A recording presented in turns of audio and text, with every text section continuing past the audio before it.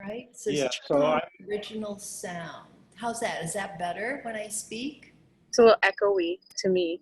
Okay, how's that? Is that better? For me, it is, yeah. Okay, good. That's good. Okay. you're all set, honey, Sensei. Okay. Thank you very much. And good morning, everyone. Nice to see you, each one of you. It's kind of amazing talking to the screen of all of you in boxes. So, all right. Enable the mic. We can hear you, honey. Okay, you can hear me fine. Okay, great.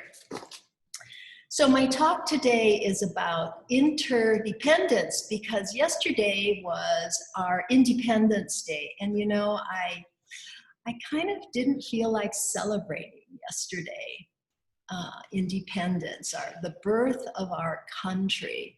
It was founded on wonderful ideals, but lately it has not been so wonderful a nation.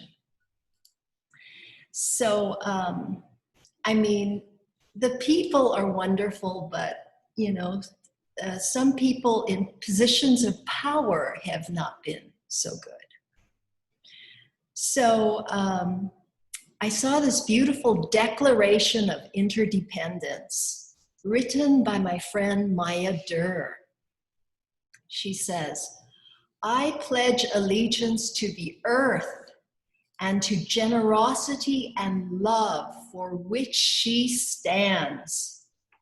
One planet wrapped in glorious luminosity, indivisible, with liberty and justice for all." Amen. So this doctrine of interdependence, right, comes from the Buddhist philosophy. It's known in Pali as Paticca Samuppada. And it's translated as dependent origination or dependent arising, which states that all dharmas arise in dependence upon other dharmas.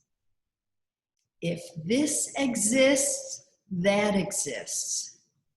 If this ceases to exist, that also ceases to exist. This basic philosophy of interdependence. So the words interdependence, interexistence, or even interbeing. Thich Nhat Hanh had a wonderful, he put together the order of interbeing, which caught my eye. I think this was in maybe the 80s. And also Bernie Glassman would always say, you know, think of it as one body. We're all one body, he would say. And, you know, if there's a gash in my right hand, you know, is the left hand going to say, okay, should I get involved with this gash? No, it's just going to go and apply pressure, stop the bleeding, right? It's one, we're one body. So this idea of interdependence also is related to emptiness. This another Buddhist teaching, emptiness, right? And so and emptiness, I think, has a lot, the word, you know, the word kind of conjures up emptiness, nothingness, right? Emptiness, but really it's not that. Emptiness is empty of the self, our self, right? No self, same kind of thing, emptiness, no self, non-self. And that is a teaching that, you know, non-self, no self, how we as human beings have built up the self, which we've had to build up, right? We've had to kind of build up our ego to function in the world, to leave home and everything. But then at some point, we see that this self is rather narcissistic, kind of like our president. Maybe not as bad, but I don't know, it could be.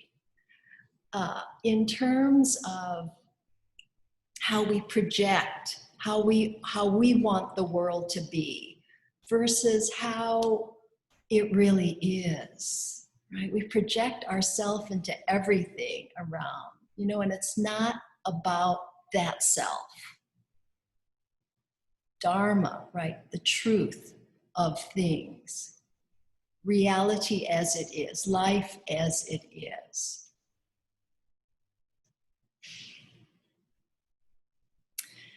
So I've been reading this wonderful book. In fact, our study circle has been reading it. You can see this. I know Christian was going to show this book. Christian, where are you? Because I have on the mirror version. It's called The Dark Side of the Mirror. Forgetting the Self in Dogen's Genjo Koan. So I was going to, the study group, I wanted to point out, we've been meeting once a month with this book on the third Sunday of the month. Karen Stoll is in that group. Kelly is in that group. Who else is in that group? Sky has come. Oh yeah, Jackie and Patrick are in that group, and they even make food, which is really nice. Christine Dussel has come to that group. So has Susan Sensiman. Anyway, we've been having a really kind of exciting time discussing this book. It's really fabulous. So we're a little bit over halfway into the book, but there's just a lot, you know, a lot. So I'm going to talk about Dogen first. He is the father of Soto Zen Buddhism, which we are, the White Plum. We are Soto, and we are also Rinzai, two different sects in Zen Buddhism, because Maizumi Roshi, the founder of the White Plum lineage, or his father was the founder, had both studied with both a Rinzai teacher and a Soto teacher. So Dogen, who was in the 13th century, he had a Chinese name, and it was Dao Yuan. Yuan means head in the sense of a leader. And as a character, you know, the Chinese characters are fabulous. They're like pictographs, I guess, called. It depicts a flat-topped mountain with a cloud hanging on it. And the Chinese, the Japanese were very poetic people. So mountains can represent enduring truth, the Dharma. Dharma is enduring, something that doesn't change, enduring truth. And clouds can indicate, you know, obscurations that come in and out, right? So his name could mean the truth that is not easily seen. Truth that is not easily seen. And in the Genjo Koan, which was Dogen's kind of manifesto, we'll get to this, about practice and about enlightenment.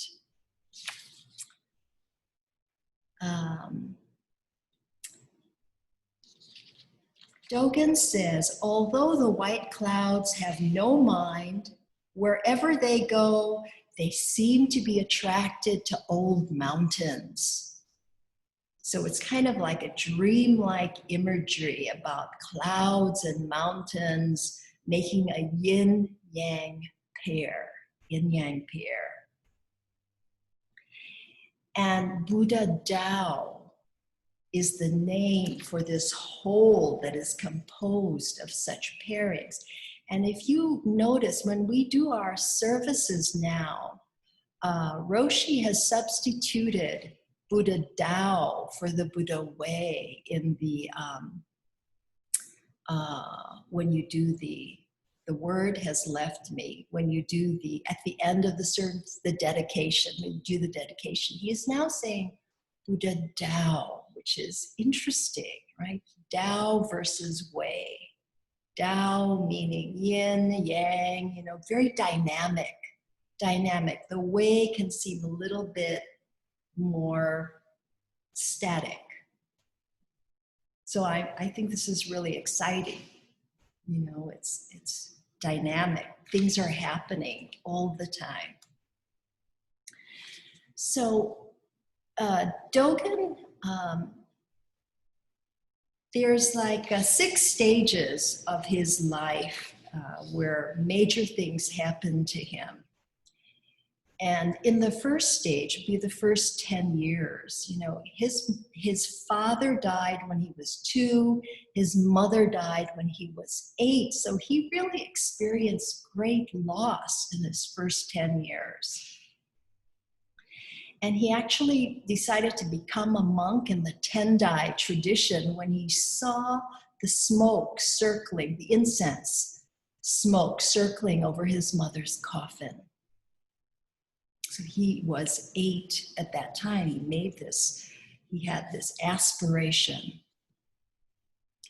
So in the second stage, he ordained at age 13 in the Tendai monastery on Mount Hiei near Kyoto, which was then the capital of Japan.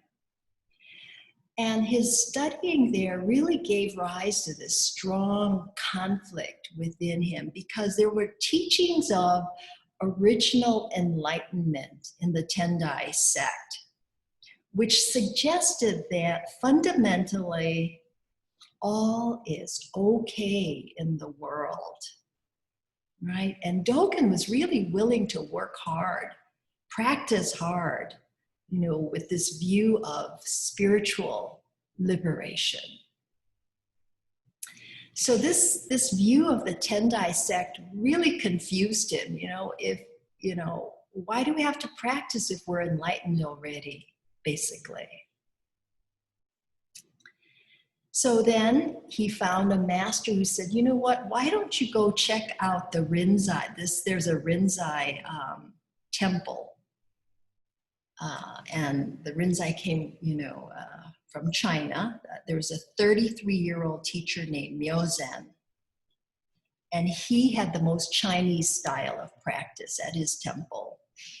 So this is his third stage of his life, 17 to 29, when he was really searching. So in 1223, his teacher decided to go to China. And so Dogen jumped at the chance to go to China with him. So when the teacher was there, the teacher, Myozen, immediately was recognized as a Zen master by the Chinese monastery, but Dogen was not. So he was not admitted, much to his disappointment.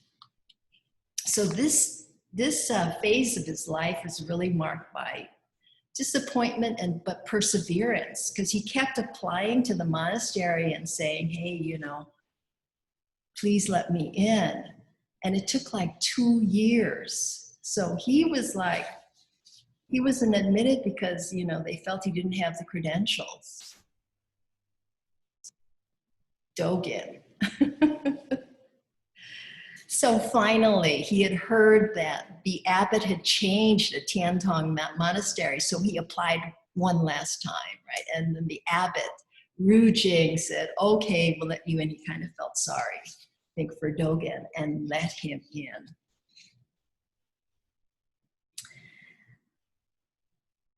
So one day, Dogen was sitting in the meditation hall. There was a monk right next to him who fell asleep in the zazen. And so Ryushin came and admonished that monk, and he said, "How can you sleep when the purpose of Zazen is to cast off body and mind? How can you sleep?" And with that, Dogen had an awakening.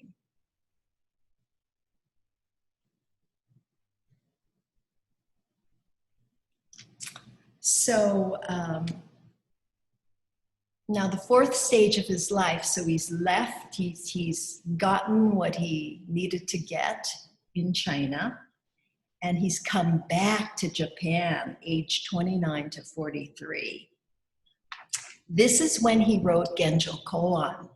This was like his manifesto on practice and enlightenment. But you know, the structure in Japan, they were not so excited about this, right? You know, when you have your established way, a new thing comes along, well, I don't know if I'm gonna, you know, take to that. I kind of like right? We get into our habitual patterns. That's what I think anyway. So he had to go establish his own little monastery, right, to practice and to train. And he had some followers that were training with him. So he was developing a way of training that required concentrated attention, which is the practice we do now, right? Concentrated attention. We're focusing, coming back, mind is going, come back, focused, concentrated attention. So he moved to a community in the north, near where Eiheiji is right now, which has become the established Soto school of Zen.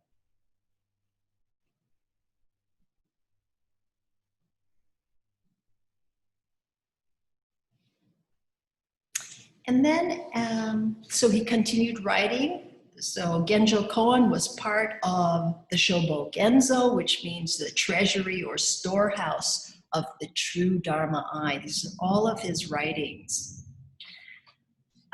And as he got older, he placed more and more emphasis on the fundamentals of the Buddhist religion, having more faith, taking refuge, keeping the precepts, and making offerings to the Buddhas.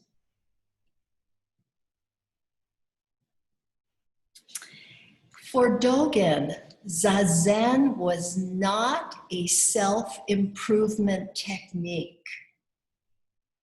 And we're like, oh, what? What is that? This is not a why am I sitting then? I thought this is supposed to help me, right? Be more focused, more together, not so volatile. What? This is not a self-improvement technique? Darn, okay. So Taigen, who's with the Ancient Dragon, he's also a translator, Taigen Leighton.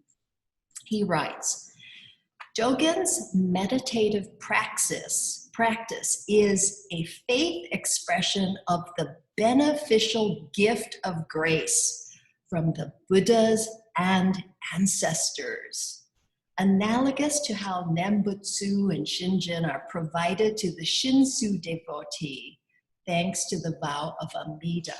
So this is more like the Pure Land, right? So Brazier has this whole discussion about self-power versus other power, right? Self-power is this, yeah, I'm going to do it. You know, I'm going to sit and I'm going to get enlightened. Yes, I'm going to do it, whether it kills me or not. Okay, right. That's one self-power. I can do this. I can do this, right? But then there's other power where Brazier is so interesting because he says in other power, you're taking this self, this narcissistic little self, out of the equation. And when you do that, you can have the myriad dharmas enlighten you. So it's a whole different way of thinking, and maybe there's a little element of both. There's effort is definitely, that's part of the precepts, right? Right effort is definitely part of it. And anyway, Dogen does speak about about relying on the cosmic Buddhas and Bodhisattvas for assistance, and even in totally entrusting them. Right? We've talked about the archetype of Avalokiteshvara Bodhisattvas being like an aspect of ourselves. Well, Dogen is also saying that, you know, that Bodhisattva is real, and though we may not see Avalokiteshvara, he, she is there supporting us if we can only open to it.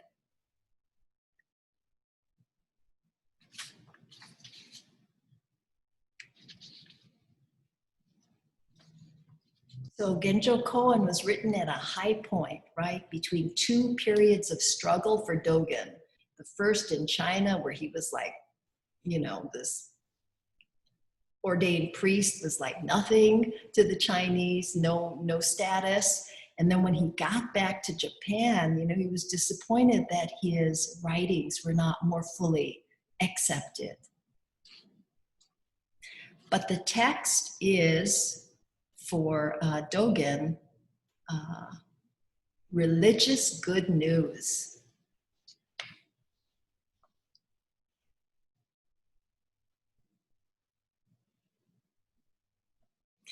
And then this idea also about Buddhas being everywhere, you know, in the Japanese culture, they are based on Shintoism, which is very much in touch with nature and all the kami, the gods that are widespread. They have some parallel to the celestial Buddhas in the different Buddhist sects.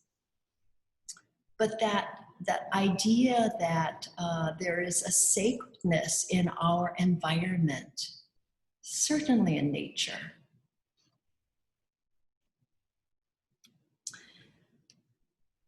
So Dogen is not so much a position taker, but more an explorer of possibilities.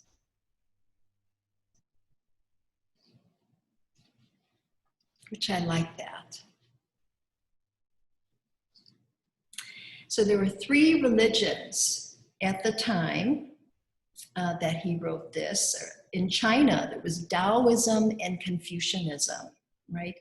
And Lao Tzu, who's from the 6th century, he wrote the Tao Te Ching. I think a lot of you have read that book, the Tao Te Ching. And the Tao meaning the mysterious underlying spirit of the universe, the flow, the grain, or music of the universe. And Te is its application in the practical world. Taoism. Confucius was actually, he died in 479 BC. So Confucianism had a long, really was the foundation for Chinese society. Confucius taught respect for heaven and a balance between heaven and humanity. And this was to manifest in a perfect society. So Confucianism was strong on social theory, ritual etiquette, and social relations. And this concept is Li, L-I.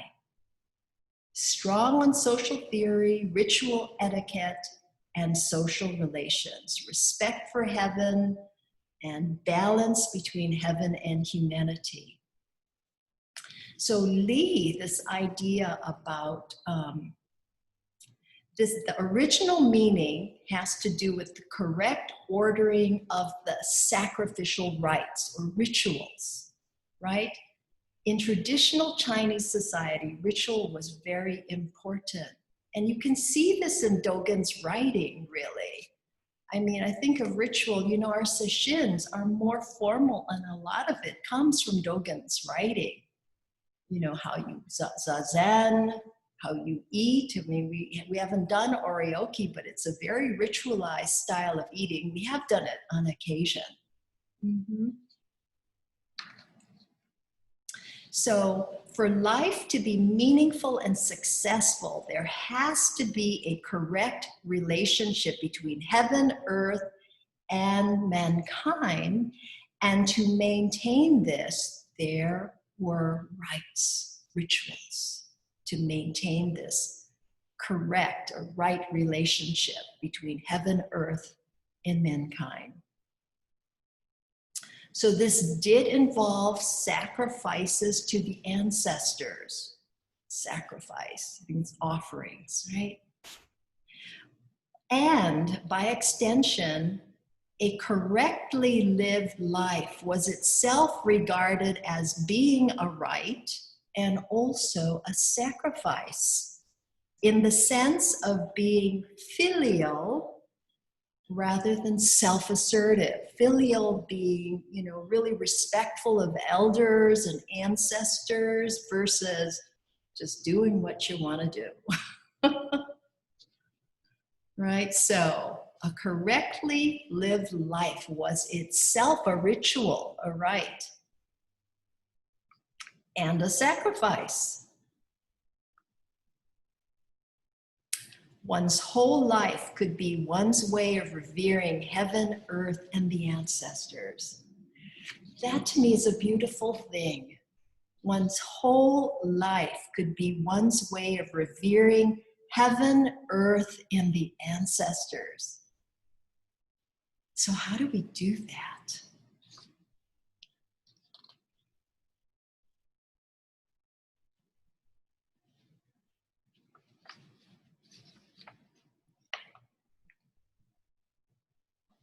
Okay, so Tao again, here's another more definition.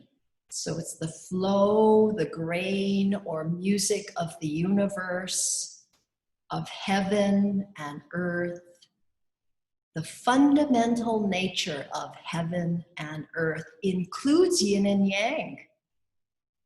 It is all about circulation, like that of the ocean, in which nothing ever repeats exactly, and everything produces an undercurrent that provokes the next move, right? That dynamic flow of the ocean, that's our life.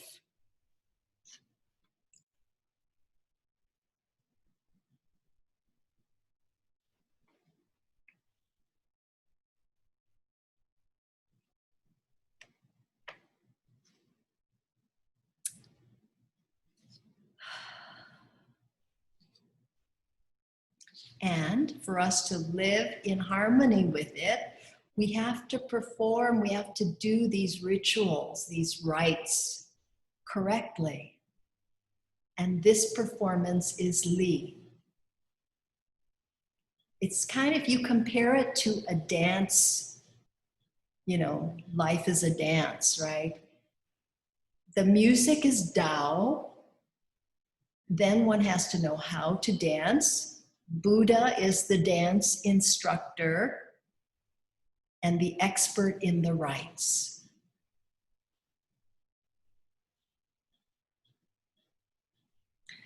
So,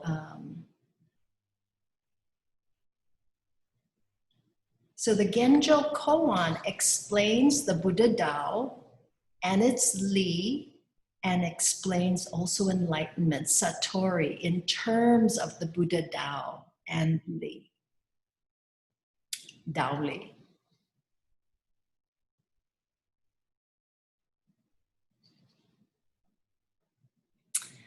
So another way of understanding is that this rightness is to be found in the nature of things all around us. Rightness is to be found in the nature of things all around us.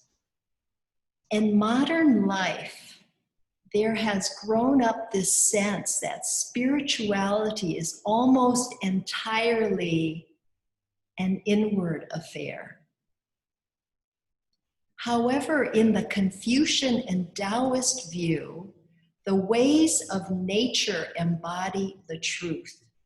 The ways of nature embodies the truth. And the spiritual task is just as much, if not more, that of letting those truths in than of finding them hidden deep within oneself. So it's both, right? It's both in and out. Seeing the sacredness in nature. I mean, you can feel it when you walk in nature, right? You can feel it. When I go out and hug the elm tree in front of the center, oh, I can feel it. It is beautiful. You'll have to do that the next time you're here.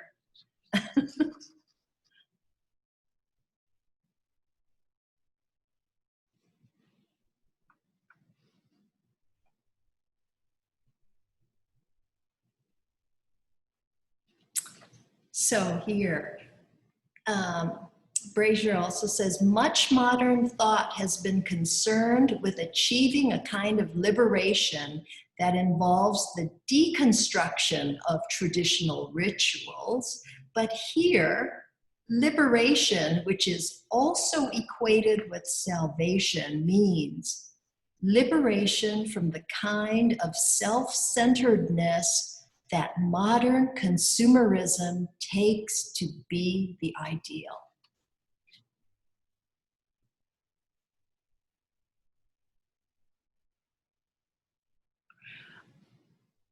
Let me read that again. Much modern thought has been concerned with achieving a kind of liberation that involves the deconstruction of traditional rituals. But here, liberation, which is also equated with salvation, means liberation from the kind of self-centeredness that modern consumerism takes to be the ideal. Right, I think that many of us are recognizing, right, this consumerist culture that we are in, and we're trying to kind of break free of that. It's not easy, but I think we're becoming aware of it, and we're trying to do something about it. All the plastic we use, we're trying to reduce the plastic use, right, etc. So let's get to Genjo Koan, all right? To see Genjo Koan, the meaning, right? So I was going to, oh yeah, I'll put it up later. So Genjo, there's, many different translations, and it's really nice to read the different translations. If you just Google Genjo Koan, you'll see there's a page with many different translations to see. So Francis Cook's translation from The Sounds of Valley Streams, Enlightenment in Dogen Zen, he says Genjo Koan means that which is manifesting right before one's eyes. That which is manifesting right before one's eyes. Can we see it?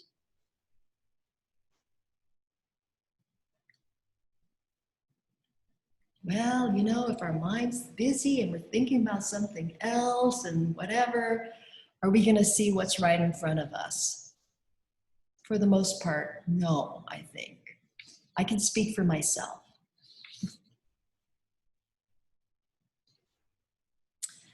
In David Brazier's commentary, he says, Genjo is appearance, to appear, to show up.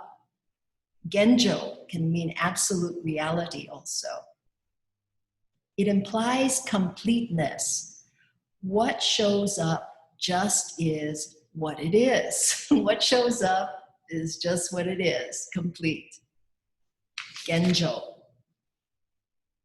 The path, however, he says, has many pitfalls. What is required is that we avoid posing and artificiality. I needed to hear that, right? We have to avoid posing and artificiality, which means we have to be authentic in our life. Authentic. And then sometimes it's like, what is authenticity? That's why we practice meditating. That is a help, I think. But then we don't want to get to be a spiritual materialist also, right? Oh, I'm going to sit so I can be clear. Though we do say that when we teach our foundations classes, right? In the beginning, right? In the beginning. And generally people are coming here because they are suffering and they think they need something that they don't have. But really, they have it. And this practice helps so much in being able to let things drop so that you can see what's in front of you.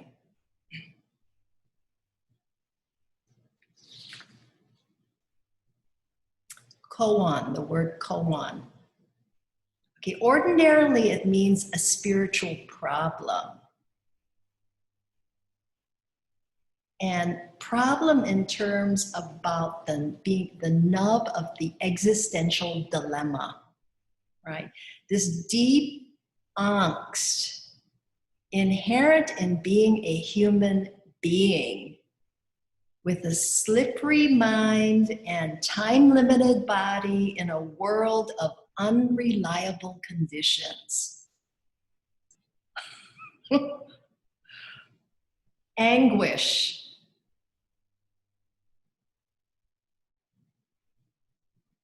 So, this is spiritual. Ko can mean that. Ko refers to equality or balance. Suggests something equal and universal that has to be conformed to. An suggests something individual and personal. So there's universal and then there's also personal in koan. When Dogen wrote the word koan, he didn't use the characters that are usually used. His character was defined as meaning to keep one's lot or place. Li.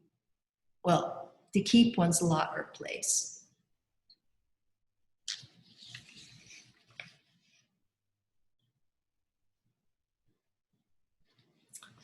So the spirit of Genjo Koan is that of living a life that is always in the way of heaven, sacred, while being completely in the thick of everyday life.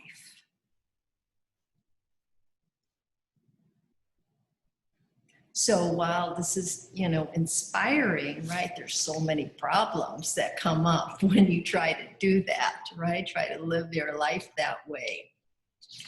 So koans then are irritants in the soul, are irritants in the soul, right? They can go on causing pain and trouble indefinitely, or they can be a valuable provocation.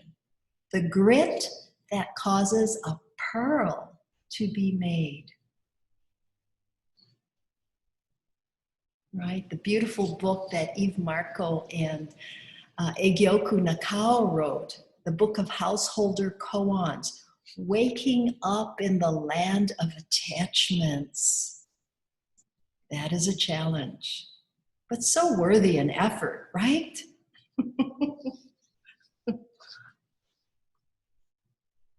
So koans have to do with ethicality. What should I do? What should be done? So it's said that the highest koans are the religious moral precepts. As soon as one starts to keep a precept, one has problems. Right. Try and keep this one. not praising yourself and abusing others. Boy, have problems right there. That is one of the precepts. Brazier states it as not to be proud of oneself nor devalue others. That's how he states that particular precept. So, you know, taking on a religious discipline is definitely a challenge. And you set up a goal, you try to keep this precept, and then you just fail. So, but the thing is you learn in the process, right? And so you're trying to be ethical. It's going to bring up koans to the surface, yeah? And one learns so much about human frailty.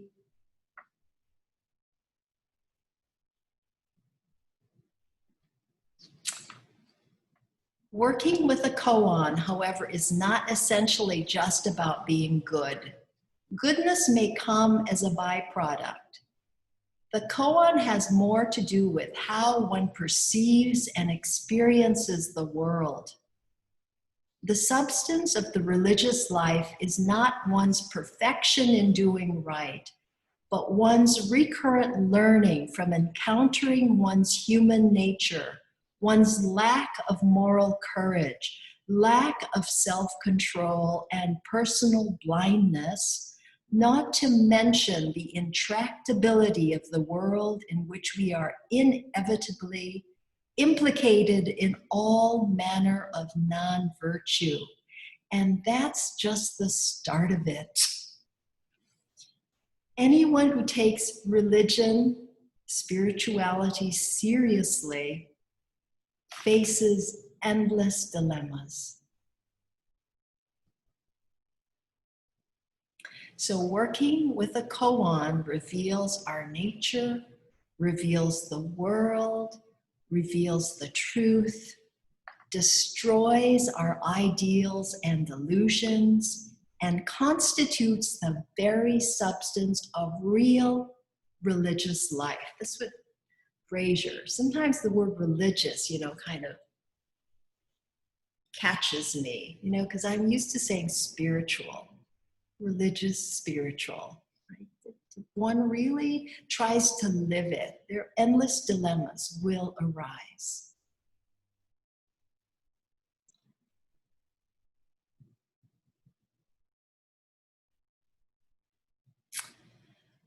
So,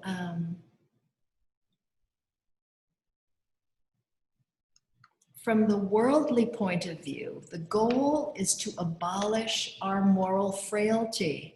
But from the perspective of awakening, there is no such goal. Just the ongoing act of loving and accepting such revealed nature, just as it is, of cherishing Genjo Koan, our life as it is.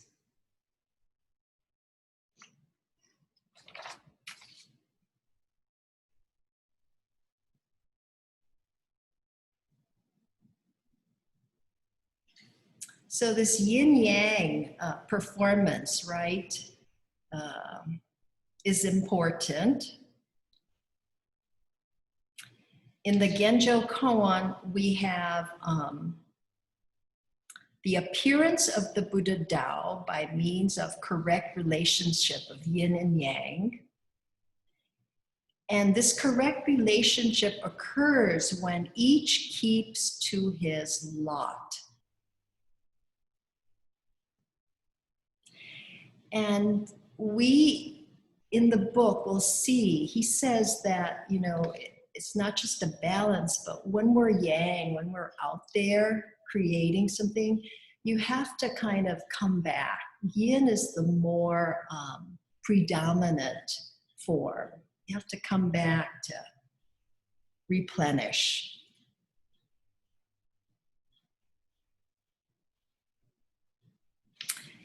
And Dogen's writing, he's saying that enlightenment is what happens when this correct relationship is found. Furthermore, This is not so much a result attained by effort or achievement as one that arrives when one lets go of affectation and reverts to a more natural way of being, which is also very Taoist in thought. Let go of affectation and be more natural. Be more you.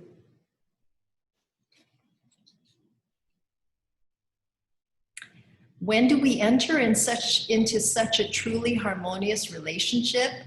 When we are not trying to save our own skin or satisfy our own mind particularly. When body and mind fall away, the peace of heaven naturally manifests. So I love that, right? When we're not trying to save our own skin, that's when a truly harmonious relationship happens.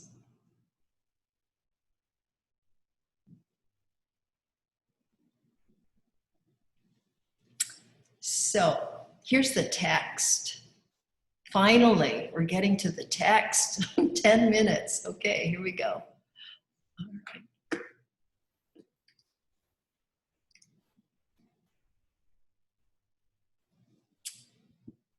The first one, birth and death, practice and daily life, delusion and enlightenment, ordinary beings and all the Buddhas. Such is the Buddha's Dharma of all Dharmas.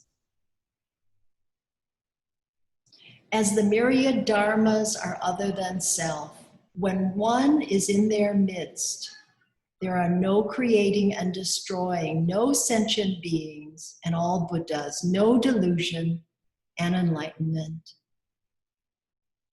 Out of abundance and lack springs forth the original Tao of Buddha.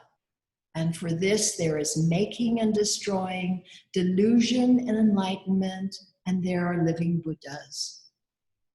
So it is, and nevertheless blossom falls bittersweet and weeds spread amidst woeful resignation. So I'm just going to do a quick summary here because I wanted to have some discussion here. Brazier says that first line, is talking about Buddhism, the Buddha's Dharma of all Dharmas, and how universal that is, right? Birth and death, practice and delusion and enlightenment. That's universal. Okay, the second one is the myriad dharmas are other than self. He's saying when we take ourself out of the equation, that self that just, kind of gets in the way, then there's emptiness. No creating and destroying, no sentient beings and all Buddhas, no delusion and enlightenment. And then the third line, out of abundance and lack springs forth the original Tao of Buddha. So this is the Buddha Tao we're talking about. For this, there is making and destroying. It includes everything, delusion and enlightenment, and there are living Buddhas. And then the fourth, so it is, and nevertheless blossom falls bittersweet, and weeds spread amidst woeful resignation. So though we may understand this, we may see the light, we may be enlightened, it doesn't mean that we're going to be some kind of equanimous person or truly compassionate person. We're human, and emotions will arise that will be difficult, anger, grief, right? Blossom will fall and weeds will spread. This is our human life. This is our everyday life.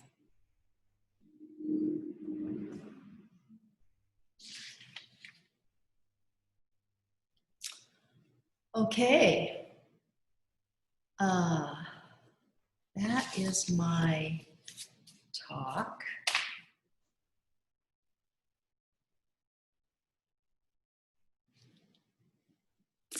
So I'm going to come back. We'll come back. And if there are any questions that I might answer or comments, I'd be happy to hear. Just unmute yourself. We have got about 7 minutes or so, you know, that we can discuss this amazing piece of work, the Genjo Koan. And as I said, join our study circle too. You know, it's really, we've been doing it online and having a lot of rich discussion.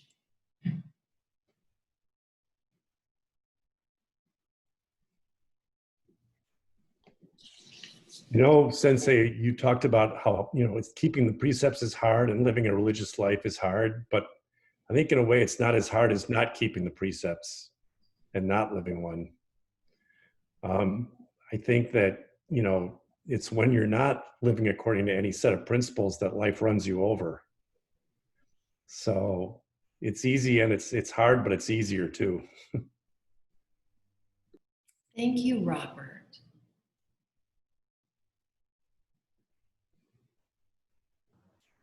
Sensei, thank you first of all for that beautiful talk. The one thing that really jumped out for me was the idea of living your life as it is. Because that's one thing I struggle with. I happen to be in tremendous pain today, but I didn't want to miss this. And there are some days where I don't want to accept that as it is. However, I also have to remember that it's temporary. It ebbs and flows in intensity. There are spaces in between where I can catch my breath. So as it is not all pain, although that can be sometimes seem disproportionate. So remembering that little piece is very valuable to me today. So thank you. Thank you, Brian.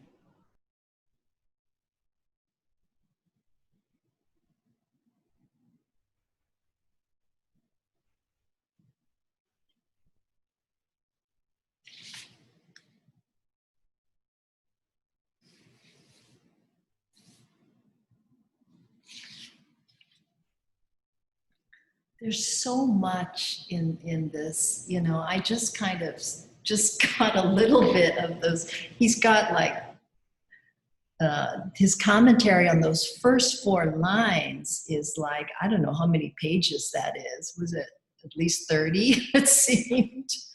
Yeah, it's really amazing.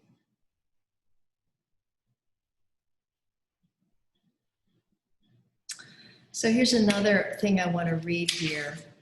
If we accept that much of the thrust of Buddhist teaching is toward reducing the importance that we attach to myself, my needs, my opinions, etc., then the simple fact of truly recognizing the otherness of other people and of the things in the world around us will itself already be a Dharma instruction. Accepting that the world is not answerable to my personal will helps to put me in my true place, which is what Genjo Koan is all about. So, I mean, I don't think that this means that you don't try to do something, you know, if you're in a pickle or something, that you're going to just accept what is, right? Because I think it is important, right? We have a brain for a reason, that we can do something about our situation. And if it is, yes, just being with the pain, yes, that's what it is. That's important, instead of making a whole story about it. And because fear, you know, fear can come in definitely with pain. So, and that fear can grow. But if you can just kind of breathe with what is, that's, you know, that's our practice.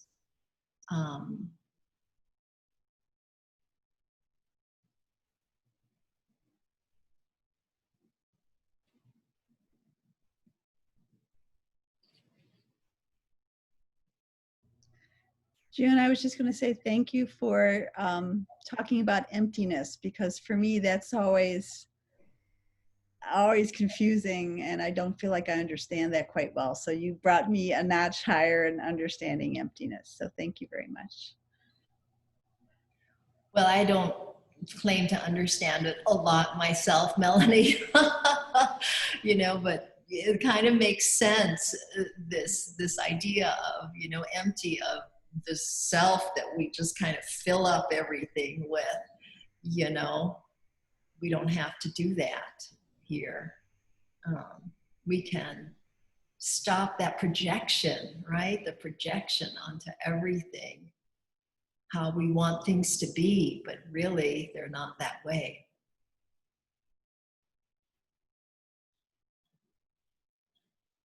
It's just lots of wonderful things to kind of think about and to try to live, you know, but just trying to live authentically right there is a challenge in today's world.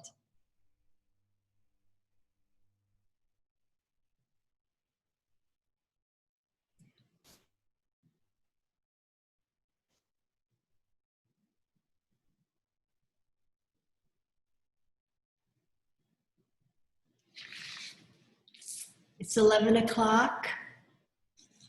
Wonderful to be with all of you today. Dogen, thank you, thank you. And David Brazier, thank you, thank you. All the people who've been thinking about Dogen and trying to comment on his teachings, thank you. I appreciate it very much. Thank you, Sensei. Thank you, Sensei. You look lovely, rested. Yeah, thank you. I feel rested. Yeah.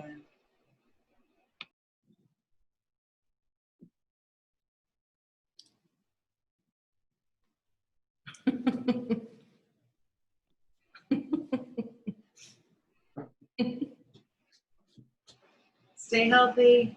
You too.